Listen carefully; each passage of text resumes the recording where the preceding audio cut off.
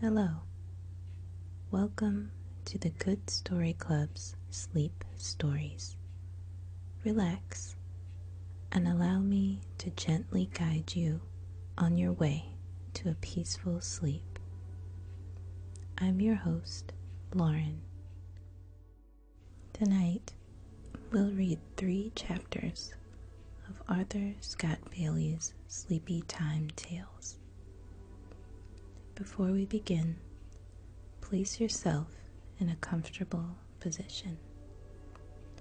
Allow the day's cares and concerns to drift away from your mind as we engage in a breathing exercise to help your body relax. Take a slow, deep breath. Allow your lungs to open up completely and push your belly out. And now, breathe out slowly. Breathe in and hold your breath briefly. Breathe out slowly. Breathe in. Breathe out slowly.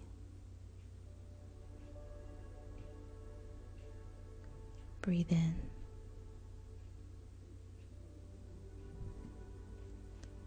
Breathe out. Breathe in.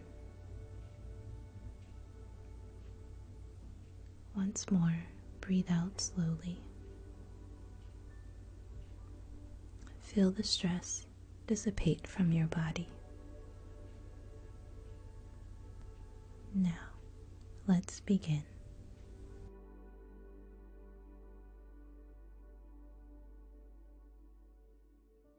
The Tale of Grumpy Weasel by Arthur Scott Bailey. Chapter 1. Old Mr. Crow often mentioned that if Grumpy Weasel really wanted to be useful, he'd spend his time at the sawmill filling knotholes in boards. He's so skinny, Mr. Crow would say, he can squeeze into a knothole no bigger than Farmer Green's thumb. Naturally, Mr. Crow wasn't too happy when Solomon Owl went out of his way one day to tell him that he was completely wrong. After hearing some gossip about Mr. Crow's opinion, Solomon Owl, the wise old bird, let out a few hoots and flew off, even though it was broad daylight, to set Mr. Crow straight. The problem, Solomon explained when he found Mr. Crow on the edge of the woods, is that your plan to have Grumpy Weasel work at the sawmill wouldn't last a minute. It's true, he can fit into a tiny hole, but if you ever watched him closely, you'd know that he's in and out so fast you can barely see him. He's way too quick to get the job done. Old Mr. Crow made a strange noise in his throat, clearly annoyed by Solomon Owl's comment. I never said anything about Grumpy Weasel filling any beaks, Mr. Crow spluttered. I was talking about knotholes, but I'm sure you'd love for Grumpy Weasel to fill your beak. Now, if Solomon Owl hadn't tried to catch Grumpy Weasel a few times before, maybe Mr. Crow's remark wouldn't have bothered him so much. Grumbling that he wished people wouldn't call his beak a bill, and that Mr. Crow wasn't worth talking to, Solomon shuffled back into the woods. It was true, of course, that Grumpy Weasel was one of the fastest animals in Pleasant Valley. You might be looking right at him as he paused on a stone wall, and in the blink of an eye, he'd disappear. It was like he'd just vanished, darting into a crack between the stones. It was surprising how quickly he could hide, considering his body was so long. But while he was long in one way, he was short in another. Yes, Grumpy Weasel had the shortest temper of all the animals in Pleasant Valley. Even Mr. Mink, who was pretty feisty, wasn't as short-tempered as Grumpy. Grumpy Weasel's temper was so bad that whenever word spread throughout the woods that he was out hunting, all the small animals would stay super quiet because they were scared. And even some of the bigger animals, a lot bigger than Grumpy Weasel, felt nervous. So you can see why Grumpy Weasel wasn't exactly the most welcome creature around. Chapter 2. At the Old Stone Wall. Little Mr. Chippy suddenly started chirping loudly, and it was clear to anyone that he was scared. One of Jolly Robin's sons, perched in an apple tree near the stone wall where Mr. Chippy lived in a wild grapevine, wondered what was going on. Soon, as he looked down, he noticed a long, slim shape dart out from a crack in the old wall and quickly disappear. "Huh," said young Robin. "Anyone who builds their home on a wall should expect snakes to drop by." Feeling very wise and grown up, he turned away from Mr. Chippy, acting like it didn't matter to him if Mr. Chippy had a dangerous visitor. Meanwhile, other birds in the neighborhood started echoing Mr. Chippy's alarm calls. But young Robin thought they were all overreacting, making too much fuss about something as small as Mr. Chippy's problem. If they're not careful, they'll scare all the worms back into their holes, he muttered, showing just how little he really knew about the world. And when Rusty Wren flew by and warned him about Mr. Chippy's visitor, saying it was a dangerous one, young Robin puffed up with annoyance. "He acts like I'm going to fall out of this tree," Robin scoffed. "He doesn't realize I'm just as good at perching as he is."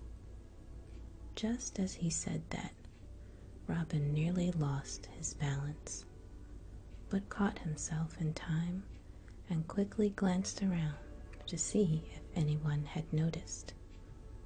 Meanwhile, poor Mr. Chippy kept crying out. There wasn't really a reason for his panic, since his wife and all their kids were away from home.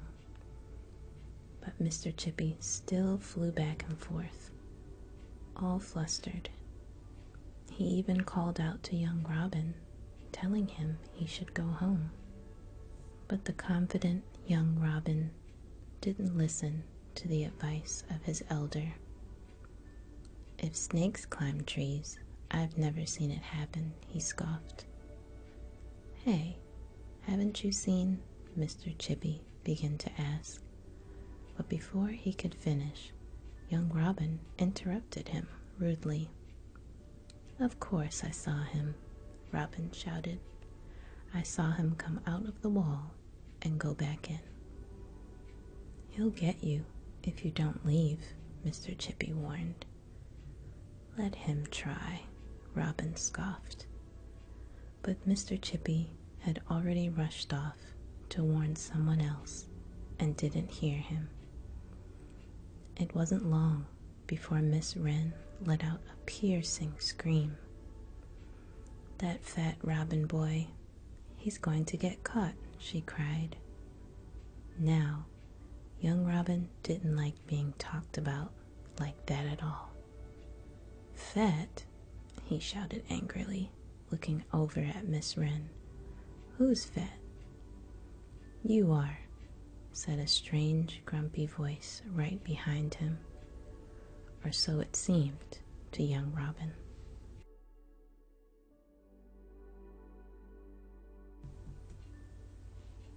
Chapter 3. Master Robin's Lesson. When young Master Robin heard the strange, grumpy voice so close to him, he got really scared. He completely forgot how grown up and wise he thought he was, and how he could handle being on his own. Without even checking to see who was talking, he lost his balance and fell backwards off the apple tree branch. It was a lucky fall, too, because the very moment he tumbled off, a long brown creature with a white belly took his place on the branch so quickly that you'd barely believe he had jumped from anywhere else. It was as if he had just popped out of the tree, like a piece of popcorn. One second he wasn't there, and the next, there he was. Suddenly, the orchard went completely silent. Everyone was holding their breath, waiting to see what would happen to young Master Robin. Even though he'd lost his balance and fallen backward, he managed to right himself like a pro and flew off across the orchard. "I didn't know snakes could climb trees," he stammered to Mr. Chippy, who had followed him. "Snakes?" Mr. Chippy squeaked. "That wasn't a snake. That was Grumpy Weasel. And it's a miracle you got away," he added. "I need to learn that backward flip. It's a good trick to know." You can see that Mr. Chippy was a very humble bird, but Jolly Robin's eldest son was already feeling pretty proud of himself. He was starting to think that his escape had really been successful. But in reality, it was just an accident that he got away. For once, Grumpy Weasel had been careless. He thought catching that clumsy young Robin would be easy. He had spoken to Master Robin, not thinking for a second that the little bird would be able to escape. To make things worse, Grumpy had found Mr. Chippy's nest empty. And Grumpy Weasel was the kind of creature who liked to find a bird at home when he came by. It always made him extra grumpy when he made a visit for nothing. And now, on top of that, he had let a silly young robin slip through his claws. So, it's no surprise that his big black eyes were flashing angrily, and that he muttered something that sounded like chip, chip, chip, but meant something much worse. To add to Grumpy Weasel's bad mood, someone across the road in a tall elm tree started laughing in a rough, hoarse voice. If Grumpy could have caught Mr. Crow, there's no doubt he would have made him sorry for laughing. But old Mr. Crow was too clever to let anyone sneak up on him. "Ha ha," he laughed again. Grumpy Weasel couldn't stand the sound of it.